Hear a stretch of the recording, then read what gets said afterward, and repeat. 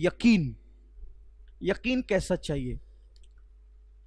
یقین والے کہاں سے چلے کہاں پہنچے، جو اہل شک ہیں اگر میں مگر میں رہتے ہیں۔ شک والے مت بنو، یقین والے بنو۔ دیکھو یقین کیسا ہونا چاہیے۔ یقین، ہارون رشید کی بیوی تھی، اس کا نام زبیدہ تھا۔ ایک مرتبہ وہ سیر کو نکلی، اور سیر کو نکلنے کے بعد اس نے دیکھا کہ حضرت بہلول دانا دریائے دجلہ کے کنارے بیٹھ کر مٹی کے گھروندے بنا رہے ہیں۔ اب یہ بھی ایک بحث آ گئی کہ بہلول دانا کون؟ یہ بہلول دانا ہے حضرت امام جعفر صادق کی جوتیاں سیدھی کرنے والے۔ کبھی یاد رہے گا تو ہم حضرت بہلول دانا پہ بیان کریں گے انشاءاللہ۔ اب بہلول دانا کا تعارف سمجھ میں آیا؟ کون بہلول دانا؟ جو جعفر صادق کی جوتیاں سیدھی کرے۔ تو جس کی جوتیاں سیدھی کرنے والے کی یہ شان ہو تو جوتی والوں کی شان کا عالم کیا ہو؟ یہ بات۔ حضرت بہلول دانا مٹی کا گھروندہ بنا رہے ہیں، ہارون کی بیوی آتی ہے اور سلام کرے، کہتی ہے بابا کیا کر رہے ہیں؟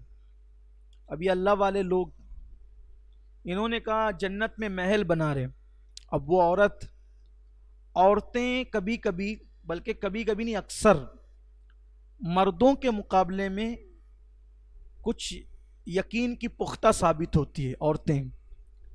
تو جب بہلول نے کہا کہ مٹی کا گھروندہ بناتے ہوئے کہ جنت میں محل بنا رہے ہیں، کوئی مرد ہوتا تو وہی مناظرہ شروع کر دیتا کہ یہ تو مٹی ہے اور یہ کیا جنت کا محل ہے، لیکن وہ عورت تھی، اس نے فوراً کہا بابا بیچو گے؟ فرمایا ہاں بیچیں گے، بیچ بھی دیں گے۔ کون سا؟ کیا جنت کا محل بیچیں گے؟ کون ایسا فقیر جس کے پیروں میں جوتیاں بھی نہیں ہوتی ہے، وہ کہتے ہیں کہ بیچیں گے۔ کتنے میں؟ کہا صرف 2 درہم میں، 2 درہم دے دو جنت میں محل لے لو۔ وہ بادشاہ کی بیوی تھی، اس کے لیے کیا مشکل تھا، اس نے 2 سکے نکالے چاندی کے اور تھما دی ہاتھ میں، کہا جا جنت میں محل تیرا۔ یہ آئی تو بڑی خوش تھی۔ ہارون نے پوچھا بی بی صاحبہ آج بہت خوش ہیں؟ کہا جنت خرید کر آ رہے ہیں۔ یقین دیکھیں، یقین دیکھا، جنت خرید کر آ رہے ہیں۔ کہا او بڑا آسمان پہ دماغ ہو گیا، جنت کہاں سے خرید لی جنت؟ کہا حضرت بہلول نے مجھے بیچا۔ خوب مذاق اڑایا ہارون نے۔ اور ہمیشہ یاد رکھنا، عقل والے عشق والوں اور یقین والوں کا ہمیشہ مذاق اڑاتے ہیں۔ اور پہلی بات تو وہ عشق والا ہے ہی نہیں جس کا مذاق نہ اڑایا جائے، اس لیے کہ عشق والے کو دیوانہ کہتے ہیں، عشق والے کو دیوانہ کہتے ہیں۔ کوئی ایسا دیوانہ بھی دیکھا جس کا مذاق نہ اڑایا جاتا ہو؟ کوئی ایسا دیوانہ بھی دیکھا جس کا مذاق نہ اڑایا جاتا؟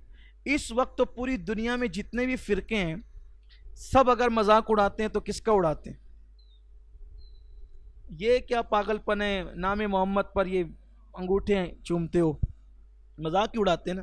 یہ کیا لے کر کے کھچڑا شربت بیٹھ جاتے ہو، یہ کیا یا حسین کرتے ہو، مذاق ہی اڑایا جاتا ہے نا۔ تو لوگوں کا دل چھوٹا کرتے ہیں یار۔ اچھا اکیلے میں ہوں گے تو بڑی یقین سے انگوٹھے چومیں گے، اور 2-4 دوست ہو نا تو شرمائیں گے یار کوئی مذاق نہ اڑائے۔ ارے نادان، وہ دیوانے کیا جس کا مذاق نہ اڑایا جائے؟ دیوانوں کا ہی تو مذاق اڑایا جاتا ہے۔ اور دیوانگی، اور رسول اللہ کا فرمان ہے میرے آقا کا، لا یؤمن احدکم حتی اکون یقال انہ مجنون، تم میں کا کوئی اس وقت تک مومن کامل نہیں ہو سکتا جس کے عشق رسول کو دیکھ کر لوگ اس کو پاگل نہ کہیں۔ انہ مجنون، یہ تو مجنون ہے، مجنون ہے، یہ پاگل ہے۔ تو بہت مذاق اڑایا ہارون نے۔ بادشاہ تھا، یہ لو بی بی صاحبہ کو دیکھو، یہ 2 درہم میں جنت خرید آئی ہیں۔ دن گزرا، زبیدہ کا دل ٹوٹا ہوا تھا، رات کو بستر پر سوئی، ہارون بھی سویا۔ ہارون نے خواب دیکھا کہ میدان محشر بپا ہے۔ کسی شاعر کا بہت اچھا شعر ہے، نہ کسی کے اشک پہ طنز کر، نہ کسی کے غم کا مذاق اڑا، نہ کسی کے اشک پہ طنز کر، نہ کسی کے غم کا مذاق اڑا، جسے چاہیں جیسے نواز دے، یہ مزاج عشق رسول ہے۔ جسے چاہیں جیسے نواز دے، یہ مزاج عشق رسول ہے۔ تو مذاق تو اڑایا گیا، رات کو سویا تو خواب دیکھا کہ میدان محشر ہے، جنتی لوگ جنت میں جا رہے ہیں اور ایک محل ہے جس پر زبیدہ کا نام لکھا ہوا ہے۔ ہارون نے کہا یہ کس کا محل ہے؟ کہا وہ زبیدہ کا۔ تو کہا میں اس کا شوہر ہوں۔ جیسی آگے بڑا روک دیا، کہا کہ یہ شوہر ور سب دنیا میں ہے، یہ شوہر ور سب دنیا میں ہے، یہاں تو حال یہ ہے کہ جس کا گھر وہی جائے گا، کیونکہ شوہر بیوی کے لیے کون ہے؟ شریک حیات، اور بیوی شوہر کے لیے کون ہے؟ شریک حیات۔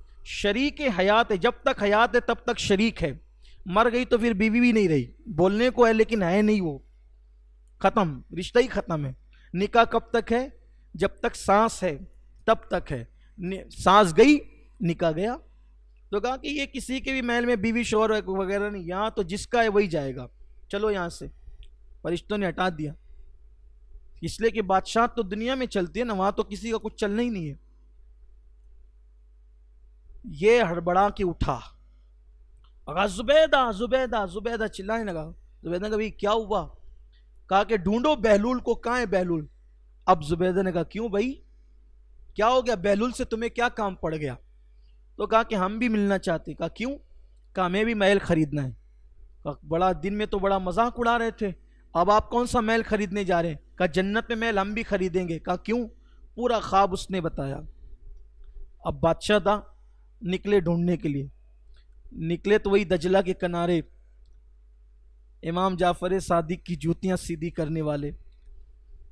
میں حیران رہتا ہوں، حسین کے پوتے کی یہ شان ہے، مولا حسین کے پوتے کی یہ شان ہے، جس کی جوتیاں سیدھی کرنے والے بہلول دانا ہو جاتے ہیں۔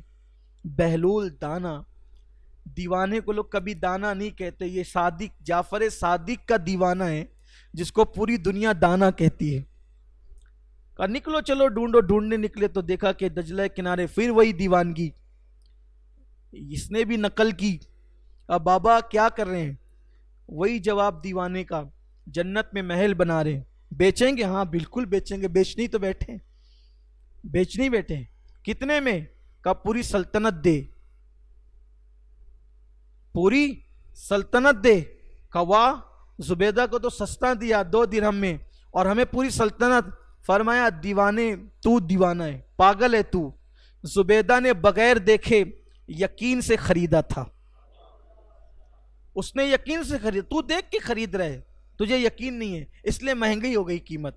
تو یقین ہونا چاہیے، یقین ہونا چاہیے۔ ہمارے اسلاف جو دعائیں پڑھتے تھے یقین تھا، دعاؤں پہ یقین ہوگا تو دعائیں فائدہ دے گی، ورنہ بسم اللہ پڑھنے سے بھی کوئی فائدہ۔ خالد بن ولید نے بسم اللہ پڑھ کے زہر پیا، اثر کیا نہیں کیا؟ یقین تھا، یقین تھا۔ بسم اللہ پڑھ کے گھر سے نکلو کچھ نہیں ہوگا، یقین تھا۔ یقین نہیں رہ گیا، ڈاما ڈول ہو گئے، عقیدے ڈاما ڈول ہو گئے۔ یقین پیدا کرو۔ تو دعا سب پڑھتے ہیں لیکن 4-6 تو کم ہو ہی جاتے ہیں دعا پڑھنے والوں میں سے۔ وجہ یہ ہے کہ کہیں نہ کہیں یقین کے اندر کمی ہے، یا پڑھنے میں کمی ہے۔ یقین سے پڑھو، انشاءاللہ نہیں ہوگا۔